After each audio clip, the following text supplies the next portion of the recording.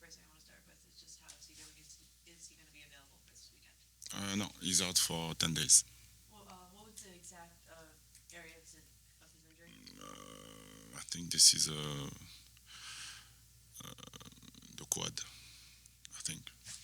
And kind of jumping off that and talking about Tuesday's game, when you look at that and you talked about bringing in more players, and whether it be now or in the summer, what on the front line do you feel like still needs to be added to just help boost this game?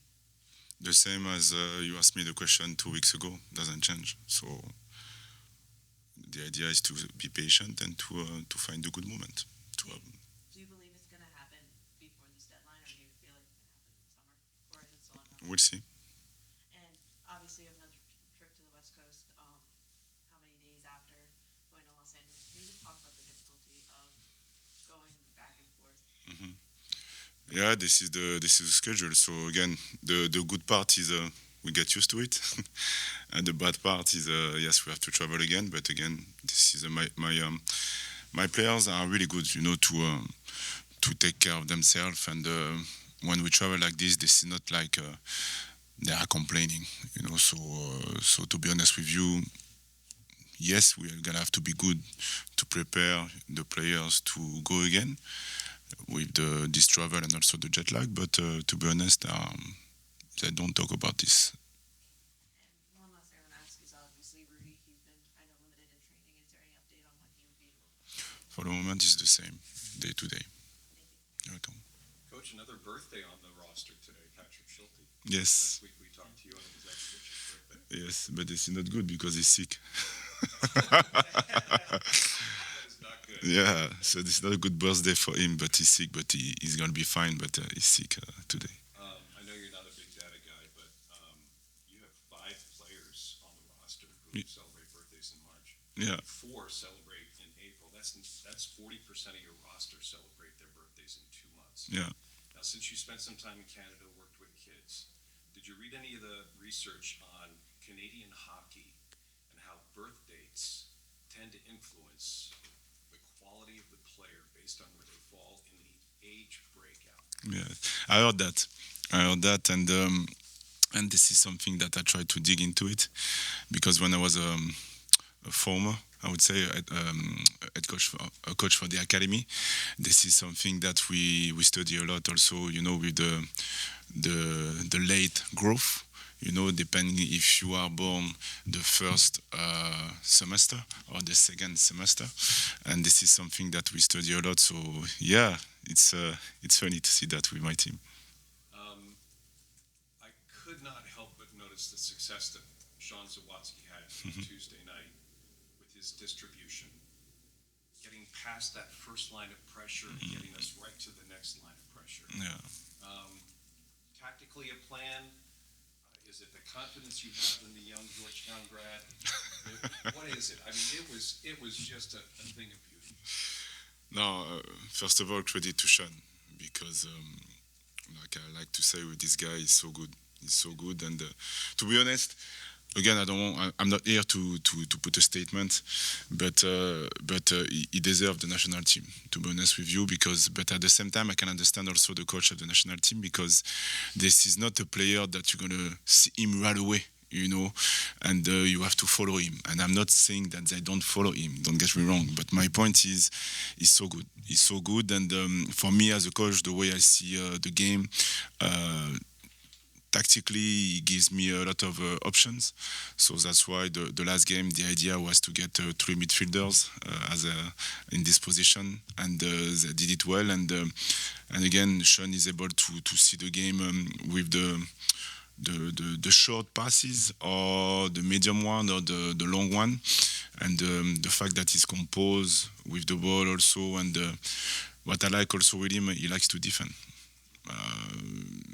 When he's in the middle, this is one of the guys to start, not to start because this is the front line, but to win the ball, high up the pitch. but also we wanted to be really aggressive the last game, and he was on a 1v1 situation. He was clever also to recognize to stay behind and not to jump. But yeah, I like him because he can put a lot of doubt on the opposition depending what the way you want to play. And then how does that help the team in trying to break down the low block? I mean, he wins the ball at midfield, he penetrates with the pass past the first line of pressure. Now you've got two or three midfielders sitting atop of the 18. Yeah. Now you're starting to talk about entries into the box, which Yeah. is something you brought up. Yeah, exactly. Again, this is sometimes we have to manipulate the opposition, to play between the lines. Sometimes we're gonna be. It won't be difficult to be around the 30 yards, I would say, on the opposition because they play so deep. But he can do both, and obviously when he's able to break the opposition with one pass, we can have a time edge, and the idea is to keep the time edge. And after that, we can have numbers, inside the box instead of having less numbers. So again, this is something that, to be honest. Sean, but the other guys, I like to do it. So, but again, this is more about the decision making. When to do it, and for me, this is the big key about Sean. I'm going to guess no intimidation going in front of 35,000 fans who are looking for the home game this weekend. You guys respect your opponents, but you're not fearing them. Yeah, and this is amazing. Honestly, I'm so grateful about. I was talking with. Colleagues in Europe, and they play against 5,000 or 20 or 15,000, and us we regularly we play against a good crowd, and this is amazing. This is a good team. I know the coach also really well. He does a good job. He has obviously good ideas because I know him. No. He's a really good guy, and I like him a lot because we have a lot of similarities, in terms of the way we see football. And I'm not surprised that he's doing a good start because first of all he has good player, but also the way they want to play. This is clear, and they're excited. They have nothing to lose. This is the first year. Everything is new with new eyes. So again, it's going to be a good challenge, knowing that obviously we played 2 days ago and we're going to travel. But again, we like this kind of challenge. It's going to be a good football game. Yeah. Welcome. You talked, obviously, through asking about the addition of players, you talked about wanting to have players for competition and depth. Can you talk about how is it kind of example with the two center backs and you're being able to move Sean to the back and have players slot in at center midfield? Yeah. We have Apatis here, so I'm happy. No, listen, we have a different player who can play as center back. We have obviously Sean, we have Andres. We can play also with Duan in the middle. So we have players that we can rotate if we need to. This is not about the position, as you understood. This is more about how we're gonna animate what we want to do. So sometimes I can put a player in a position, but this is only to defend, and after that, the way we're gonna attack is gonna be in different ways. So I'm not concerned by that, to be honest. The most important is to have at least 5 players on the bench. No, I'm joking.